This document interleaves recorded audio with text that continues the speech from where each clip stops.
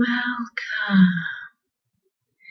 This is Soothing Whispers ASMR. As always, if there are any sounds or words you would like to hear me perform, please leave them below in the comments.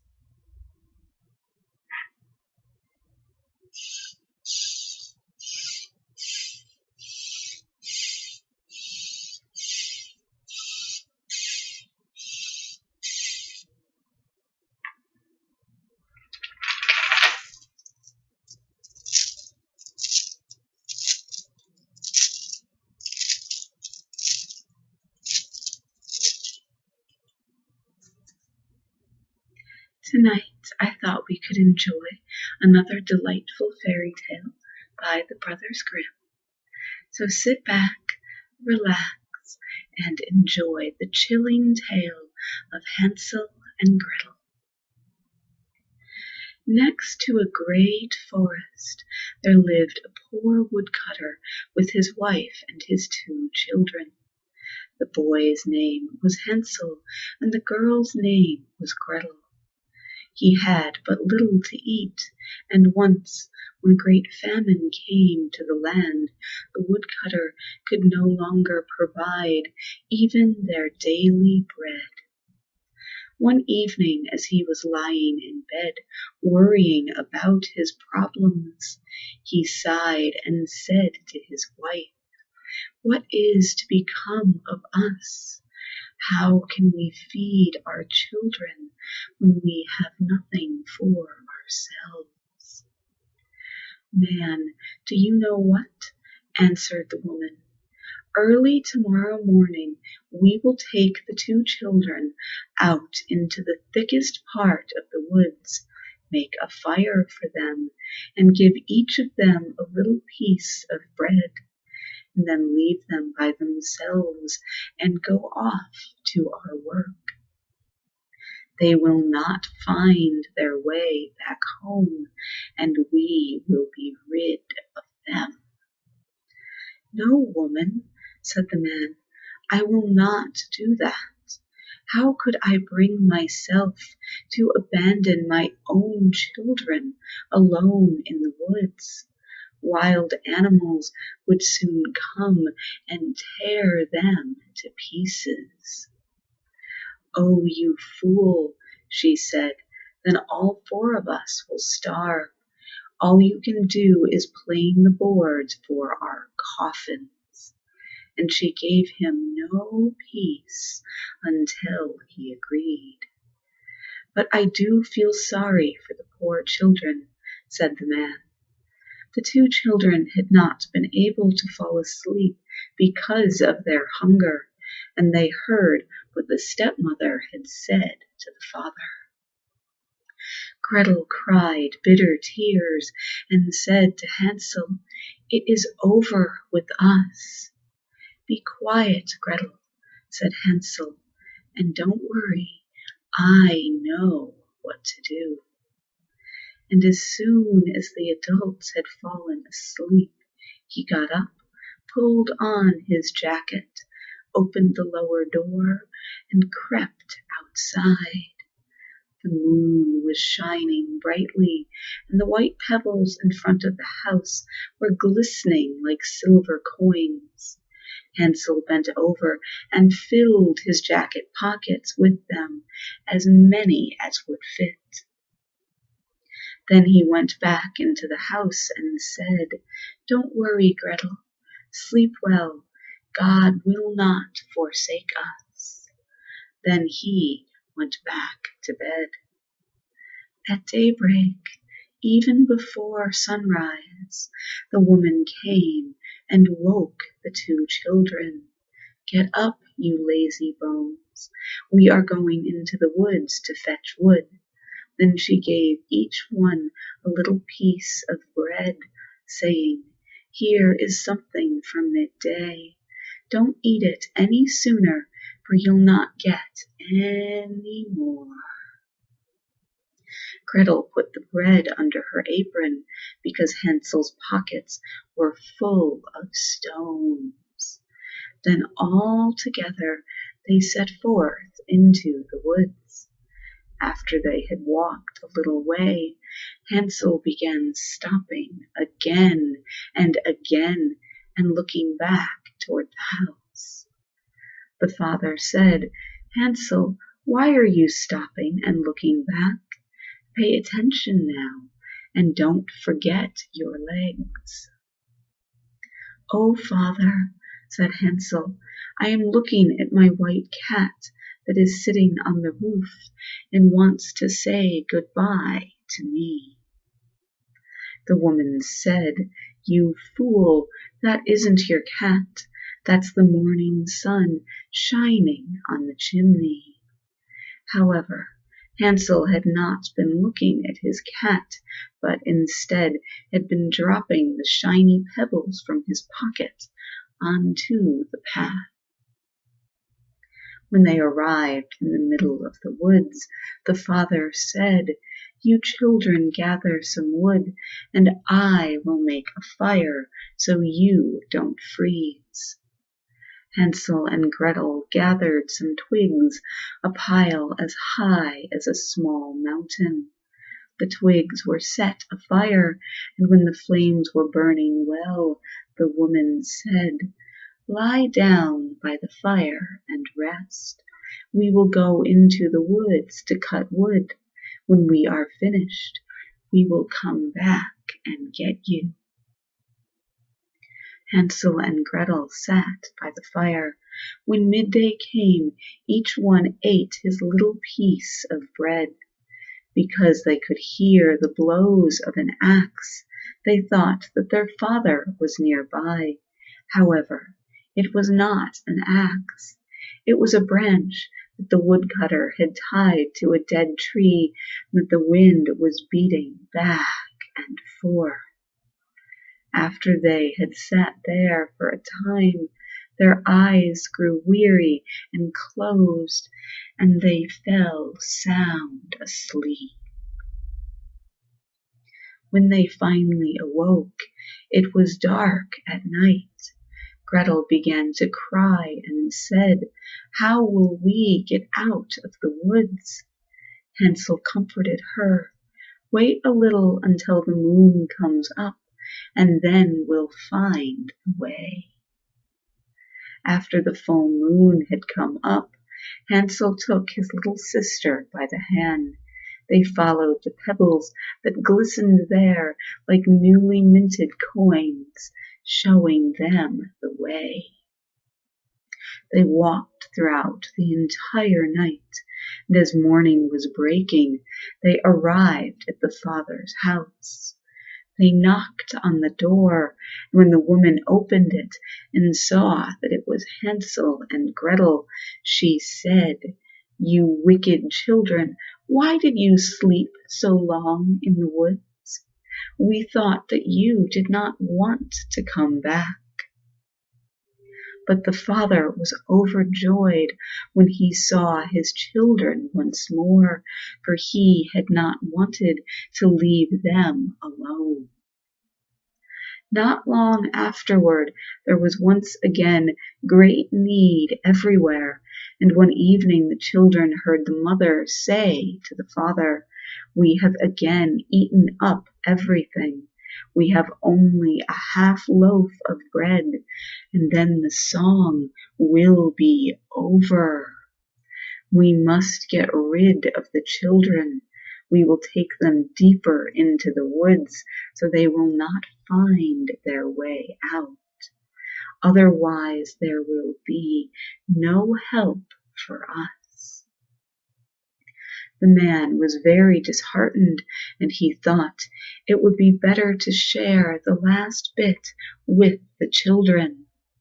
But the woman would not listen to him, scolded him, and criticized him. He who says A must also say B, and because the woodcutter had given in the first time, he must do so the second time as well. The children were still awake and had overheard the conversation.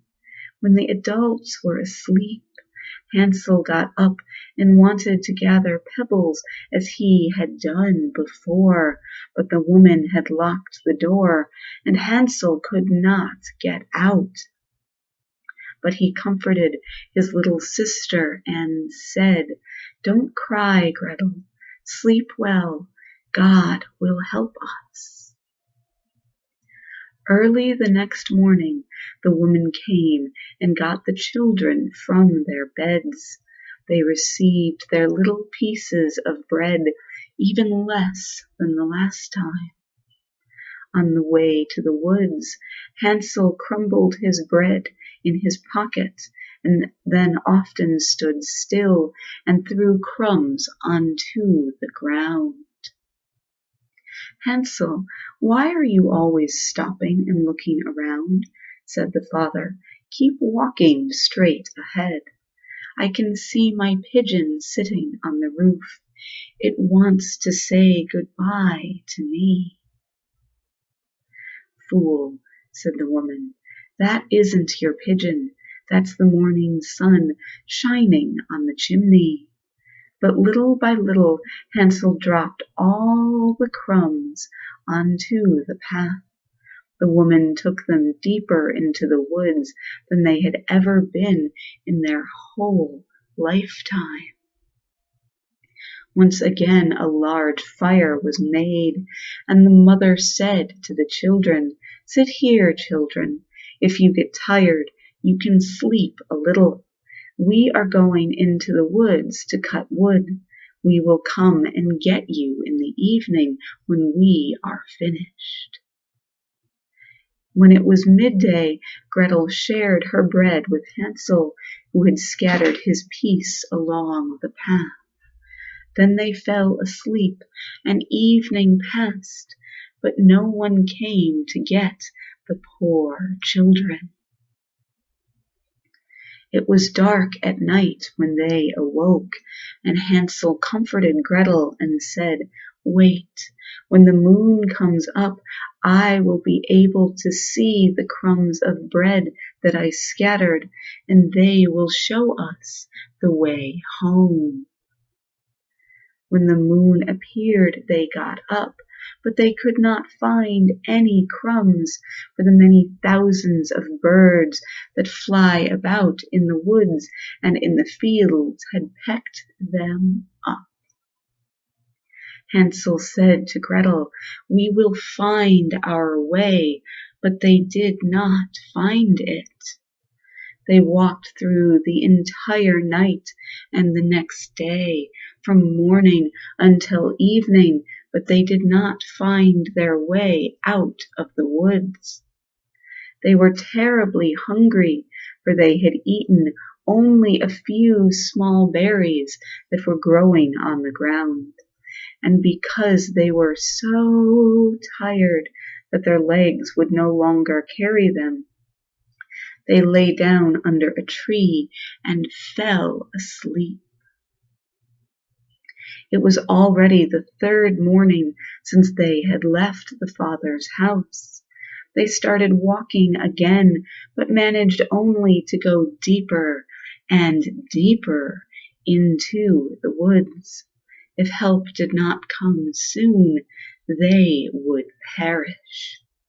At midday they saw a little snow-white bird sitting on a branch. It sang so beautifully that they stopped to listen. When it was finished, it stretched its wings and flew in front of them.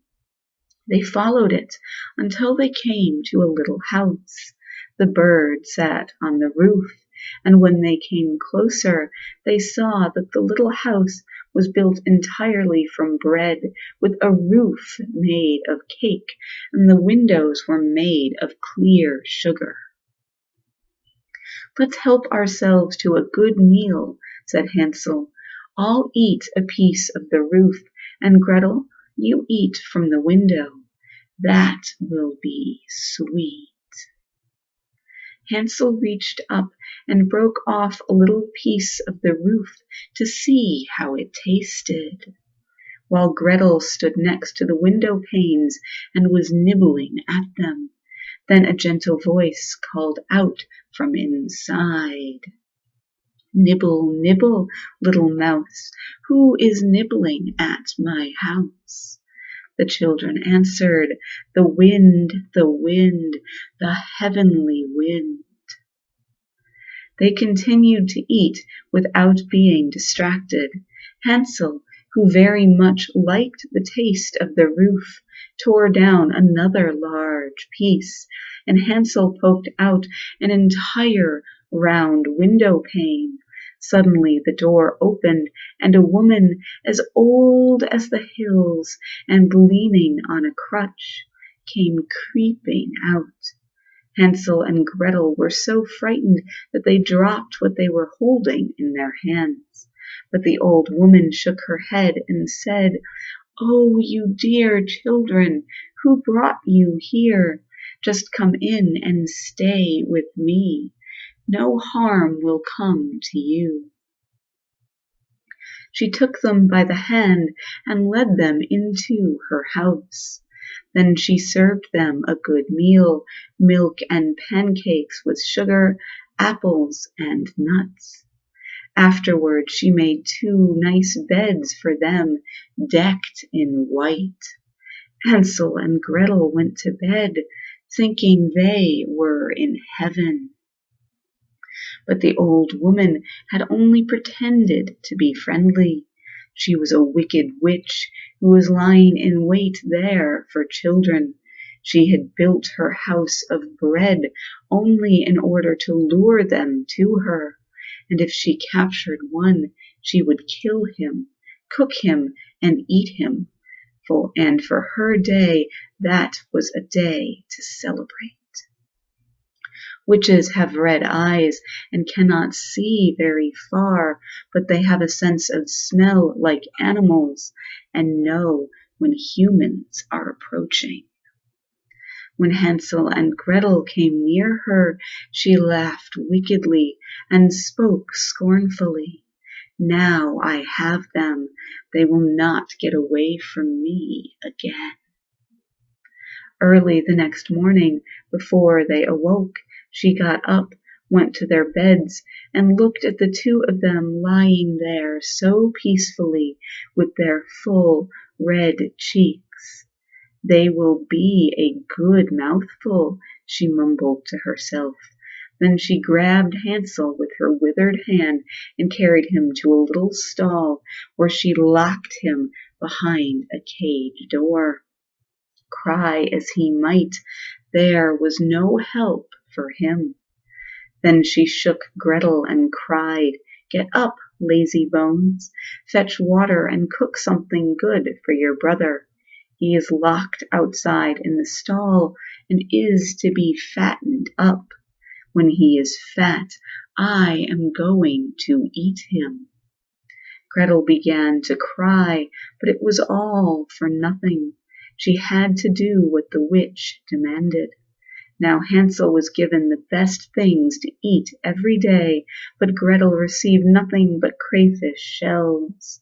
Every morning the old woman crept out to the stall and shouted, "Hansel, stick out your finger so I can feel if you are fat yet." But Hansel stuck out a little bone, and the old woman, who had bad eyes and could not see the bone, thought it was Hansel's finger, and she wondered why he didn't get fat. When 4 weeks had passed and Hansel was still thin, impatience overcame the witch, and she would wait no longer.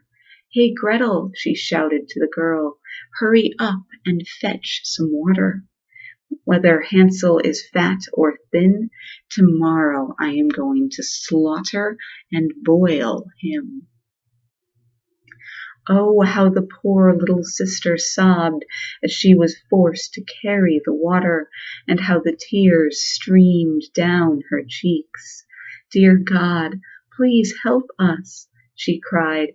"If only the wild animals had devoured us in the woods, then we would have died together." "Save your slobbering, said the old woman. "It doesn't help you at all." The next morning Gretel had to get up early, hang up the kettle with water, and make a fire. "First we are going to bake," said the old woman.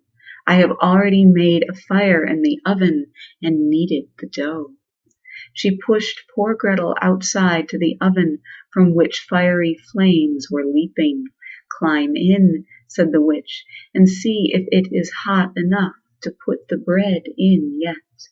And when Gretel was inside, the witch intended to close the oven and bake her and eat her as well. But Gretel saw what the witch had in mind, and so she said, "I don't know how to do that. How can I get inside?" "Stupid goose," said the old woman, "the opening is big enough. See, I myself could get in." And she crawled up and stuck her head into the oven. Then Gretel gave the witch a shove, causing her to fall in. Then Gretel closed the iron door and secured it with a bar. The old woman began to howl frightfully, but Gretel ran away, and the godless witch burned up miserably. Gretel ran straight to Hansel, unlocked his stall, and cried, "Hansel, we are saved. The old witch is dead." Then Hansel jumped out like a bird from its cage when someone opens its door. How happy they were! They threw their arms around each other's necks, jumped with joy, and kissed one another. Because they now had nothing to fear, they went into the witch's house.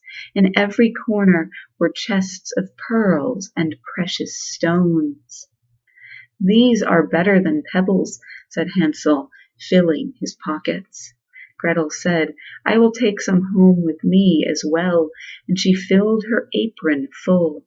"But now we must leave," said Hansel, "and get out of these witch woods." After walking a few hours, they arrived at a large body of water. "We cannot get across," said Hansel. "I cannot see a walkway or a bridge." "There are no boats here," answered Gretel, "but there is a white duck swimming. If I ask it, it will help us across." Then she called out, "Duckling, duckling, here stand Gretel and Hansel, neither a walkway nor a bridge. Take us onto your white back." The duckling came up to them, and Hansel climbed onto it, then asked his little sister to sit down next to him. "No," answered Gretel, "that would be too heavy for the duckling. It should take us across one at a time." That is what the good animal did, and when they were safely on the other side and had walked on a little while, the woods grew more and more familiar to them, and finally they saw the father's house in the distance. They began to run, rushed inside, and threw their arms around the father's neck. The man had not had even one happy hour since he had left the children in the woods. However, the woman had died. Gretel shook out her apron, scattering pearls and precious stones around the room, and Hansel added to them by throwing one handful after another from his pockets. Now all their cares were at an end, and they lived happily together.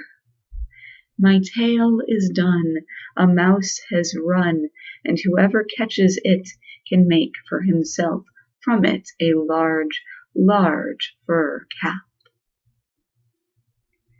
The end. I don't understand why there was that bit about the mouse at the end, but it was there, so I read it. Sorry about that.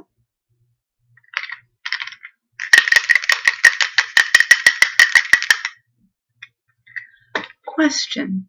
So if the birds and the animals consumed all of the breadcrumbs that Hansel dropped, why didn't they also eat the witch's house? Had she somehow cast a spell that kept them out? Something to think about.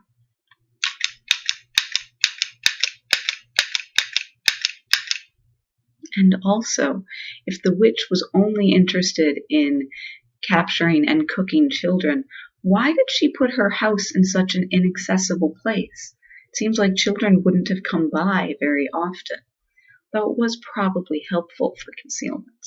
So, yeah, it is also just a story.